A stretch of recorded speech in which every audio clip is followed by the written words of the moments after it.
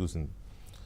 మూడో ప్రపంచ యుద్ధం వచ్చే ప్రమాదం ఉంది అనేది ఇటీవల జరుగుతున్న పరిణామాల దృష్ట్యా చాలామంది అనుమానిస్తున్నారు. అది పశ్చిమాసియా దేశాలు, ఇజ్రాయెల్, పాలస్తీనా ఆ పరిసర ప్రాంతాల్లో జరుగుతున్న యుద్ధాలు కావచ్చు, లేకపోతే రష్యా ఉక్రెయిన్ ఆ రెండు దేశాల మధ్య ఇంకా నడుస్తూనే ఉంది. అది ఎవరిని ఎవరు చంపుకుంటారు, ఏం జరుగుతుంది అనేది దేశాలు అంతరించిపోతాయి. ఉక్రెయిన్ దేశాన్ని అంతరింపజేయాలనేది పుతిన్ తలంపుగా కనపడుతుంది. అంతరింపజేయడం అంటే తనలో కలిపేసుకోవాలి, రష్యాలో మళ్ళీ కలిపేసుకోవాలనేది. సో ఈ రెండో ప్రపంచ యుద్ధానికి దారితీస్తాయి అనుకుంటున్న ఇవి అలా ఉండగానే అసలు ఇంకొక కీలకమైన కొత్త రకమైన యుద్ధం మనకు కనబడుతోంది. ఆ మధ్యకాలంలో ఇరాన్ దేశాలు జీవరసాయన ఆయుధాలను తయారు చేస్తున్నాయి అని ఆ దేశాల మీద ఇది చేయడం కానీ, లేకపోతే ఇరాక్ అధ్యక్షుడు సద్దాం హుస్సేన్ని అమెరికా బలగాలు వెళ్ళి అక్కడ అతన్ని మట్టుపెట్టడం కానీ ఇటువంటివన్నీ చూసాం మనం. సో జీవరసాయన ఆయుధాలపైన ఇప్పుడు దేశాల మధ్య యుద్ధాలు జరుగుతూ ఉన్నాయి, ఇవన్నీ చూసాం. కానీ ఇప్పుడు ఒక కొత్త రకమైన యుద్ధానికి అమెరికా నూతన అధ్యక్షుడు తెరలేపారు. ఎందుకంటే ఇది ఒక రకమైన యుద్ధంగానే అందరు భావిస్తున్నారు. ప్రపంచ దేశాలన్నిటి మీద ఆయన యుద్ధాన్ని ప్రకటించాడు. అదేంటి అంటే ట్రేడ్ వార్, వాణిజ్య యుద్ధం. ఆయన కొన్ని అంటే అమెరికాకి భావజాలం పరంగా కానీ, లేకపోతే అమెరికాతో మొదటి నుంచి విభేదిస్తున్న దేశాల మీదే ఆయన వాణిజ్య యుద్ధం ఉంటుంది అని అందరూ అనుకున్నారు. కానీ ఆయన దాన్ని కూడా క్లారిఫికేషన్ ఇచ్చేశారు. శత్రు దేశాలు లేదు, మిత్రు దేశాలు లేదు, అన్ని దేశాల మీద నా ట్రేడ్ వార్ ఉంటుంది అని చెప్పి కూడా చెప్పేశాడు. అదేంటి అంటే ప్రతీకార పన్నులు. తన దేశంలోకి ఏ దేశమైనా వాళ్ళ ఉత్పత్తుల్ని పంపించాలి, ఎగుమతి చేయాలి అంటే ఇక్కడ దిగుమతి సుంకం వాయించేస్తాను నేను. వాయించడం కూడా మామూలుగా ఉండదు, ఎడాపెడా వాయించి పడేస్తాను. ఎందుకంటే కొన్ని దేశాలు వాళ్ళ దేశాల్లో అమెరికా ఉత్పత్తుల్ని దిగుమతి చేసుకుంటున్నప్పుడు దిగుమతి సుంకాలని 100%, 200%, జపాన్ అనుకుంటా 700% దిగుమతి సుంకాలు వేస్తోంది. అలాంటప్పుడు నేను ఎందుకు ఊరుకుంటాను? ఇస్తే ఫ్రీగా ఇవ్వండి, లేకపోతే వాయించేస్తానని చెప్పి ఆయన ఒక లిస్టే అనౌన్స్ చేశాడు.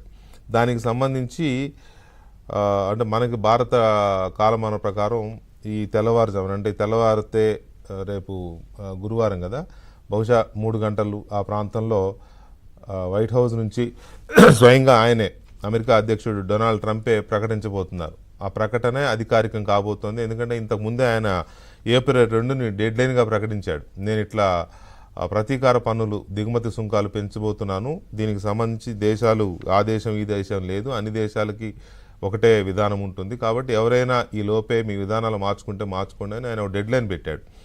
ఎవరూ మార్చుకోలేదు.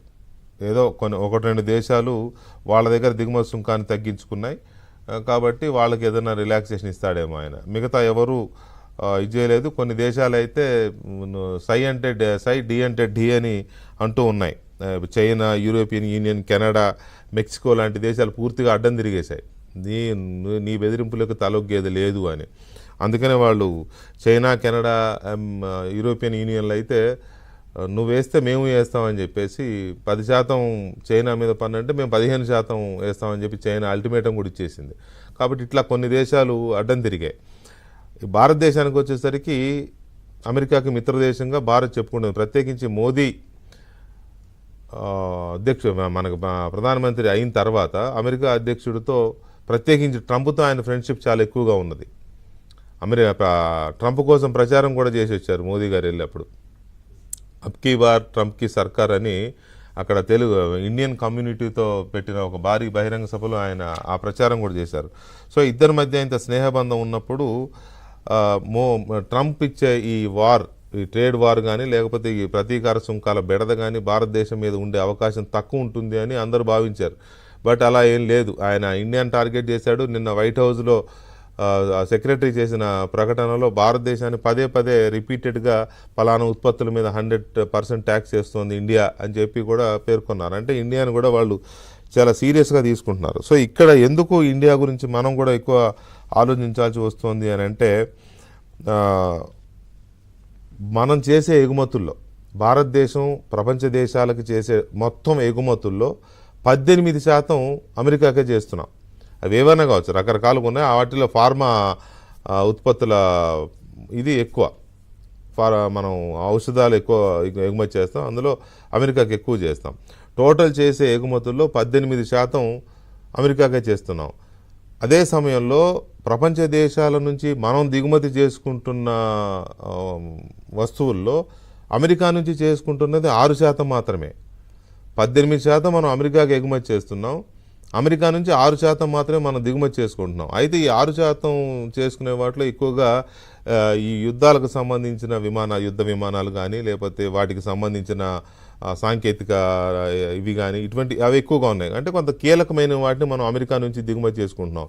అట్ ది సేమ్ టైం మన ఔషధాలతో పాటు కొన్ని వ్యవసాయ ఉత్పత్తుల్ని లేకపోతే ఇటువంటి వాటిని మనం ఎగుమతి చేస్తూ ఉన్నాం అమెరికాకి. కొన్ని కీలకమైన ఇవే ఉన్నాయి. అట్ ది సేమ్ టైం మనం యావరేజ్గా కొన్ని వస్తువుల మీద 100% వేస్తున్నాం అమెరికా నుంచి వచ్చే సరుకుల మీద, కొన్నిటి మీద 5%, 10% ఉండొచ్చు. యావరేజ్గా అమెరికా నుంచి దిగుమతి చేసుకుంటున్న సరుకుల మీద భారతదేశం విధిస్తున్న దిగుమతి సుంకం సరాసరి తీసుకుంటే 17% వేస్తున్నాం మనం అమెరికా మీద. అదే సమయంలో మన దేశం నుంచి అమెరికా దిగుమతి చేసుకుంటున్న సరుకుల మీద అమెరికా వేస్తున్న దిగుమతి సుంకం 3.3% మాత్రమే. ఇదే పట్టుకున్నాడు ట్రంప్. ఇప్పుడు ఇదే పట్టుకొని నేను ఇంత తక్కువ వేస్తుంటే మీరు ఇంత ఎక్కువ వేస్తున్నప్పుడు మేము ఎందుకు మిమ్మల్ని భరించాలి అనేది ఇప్పుడు ట్రంప్ చేస్తున్న ఆర్గ్యుమెంట్. ఆయన ఇంకా ఆర్గ్యుమెంట్ ఏం లేదు, మరికొద్ది గంటల్లో ఆయన అఫీషియల్ స్టేట్మెంట్ ప్రకటన రాబోతోంది. ప్రకటన వచ్చిన తర్వాత ఆయన అనుకున్నట్టుగానే మరి ఏ రేంజ్లో వేస్తాడు సుంకాలు ఏంటి అనేది, అంటే ఏ దేశం అయితే తన మీద ఎంత వేస్తుందో అంతే వేస్తాడా, అంతకంటే ఎక్కువ వేస్తాడా, ఆయన నోటికి ఎంత వస్తుందో మనం చెప్పలేం. సో ఇది భారతదేశం లాంటి దేశాలకు మాత్రమే నష్టమా, అమెరికాకి నష్టం లేదా? దిగుమతి సుంకం ఎక్కువ వేస్తే ఇప్పుడు సపోజ్ చిన్న ఎగ్జాంపుల్ చెప్పుకుంటే అమెరికా నుంచి వచ్చే ఆల్కహాల్, లిక్కర్ ఉత్పత్తులకు సంబంధించి మన దగ్గర 150% దిగుమతి సుంకం విధిస్తుంది భారత ప్రభుత్వం. అందుకని మనకి అమెరికా నుంచి వచ్చే ఆల్కహాల్ లిక్కర్ బాటిల్స్ ఏవైనా కూడా మన దగ్గర రేట్ ఎక్కువ ఉంటాయి. అందుకనే విదేశీ మద్యం అని చాలా ఇదిగా చెప్పుకుంటాం కదా, 150% దిగుమతి సుంకం ఉండబట్టే ఆ బడ్డని మన మీద వినియోగదారుడి మీద పడుతుంది సహజంగానే. ఒకవేళ భారతదేశం నుంచి వచ్చే సరుకుల మీద అమెరికా ప్రభుత్వం దిగుమతి సుంకాన్ని ప్రతీకారం పేరుతో ఎక్కువ వేస్తే అక్కడ రేట్లు పెరుగుతాయి. మరి పెరిగినప్పుడు పెరిగిన ధరలు అమెరికా పౌరులు భరించాల్సిందే కదా. మరి అలా చేస్తారా, లేకపోతే అసలు దిగుమతుల్ని ఆపేసుకొని సొంతంగా స్వదేశీ వస్తువుల్ని వాడేలాగా పౌరుల్ని ప్రోత్సహిస్తాడా?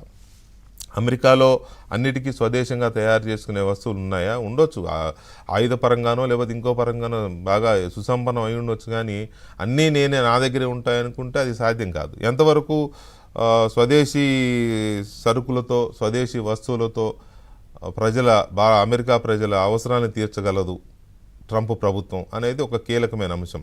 ఏమైనా ఇది ఒక ట్రేడ్ వార్గా ప్రపంచ దేశాలన్నిటి మీద ఆయన ప్రకటించిన ఒక వాణిజ్య యుద్ధం ఇది. దీని నుంచి ఎలా బయటపడబోతుంది ప్రపంచ దేశాలు, అలాగే ఇది ఎటు దారి తీయబోతోంది, ఎంతవరకు ఇది కంటిన్యూ అవుతుంది, ట్రంప్ దీన్ని కొనసాగిస్తారా లేకపోతే ఒక స్థాయి వరకు తీసుకొచ్చిన తర్వాత మళ్ళీ వెనక్కి తగ్గుతారా? వీటికి తోడు ఇందాక నేను చెప్పినట్టుగా చైనా కానీ, యూరోపియన్ యూనియన్ కానీ, కెనడా కానీ, మెక్సికో కానీ ఎలాగైతే ఎదురు తిరిగాయో భారతదేశం కూడా అలా ఎదురు తిరుగుతుందా, లేక అమెరికా వేసే ఈ ప్రతీకార పన్నులకి తలొగ్గుతుందా? మధ్యస్థంగా ఏదైనా, ఎందుకంటే ఇప్పటి వరకు ఈ సుంకాలకు సంబంధించిన ఒప్పందం ఏది అమల్లో లేదు అని చెప్తున్నారు నిపుణులు. కాబట్టి సుంకాలకు సంబంధించిన ఒప్పందం కుదుర్చుకొని మధ్య మార్గంగా ఏమన్నా మిత్రత్వం ఉంది కాబట్టి మధ్య మార్గంగా ఆ సమస్యను పరిష్కరించుకునే ప్రయత్నం భారత ప్రభుత్వం చేసే అవకాశం ఏమైనా ఉందా? ఇప్పటివరకు భారత ప్రభుత్వం దీని మీద ఎలాంటి స్పందన అయితే, అంటే ఒక నిర్ణయాత్మకమైన స్పందన అయితే వ్యక్తం చేయలేదు. చర్చలు జరుపుతున్నాం అన్నారు కానీ ఇంతవరకు ఏం వచ్చిన పరిస్థితి కనిపించట్లా. సో ఏం జరగబోతుంది అనేది ఇవాళ కీలకమైన అంశం. చిన్న బ్రేక్ తర్వాత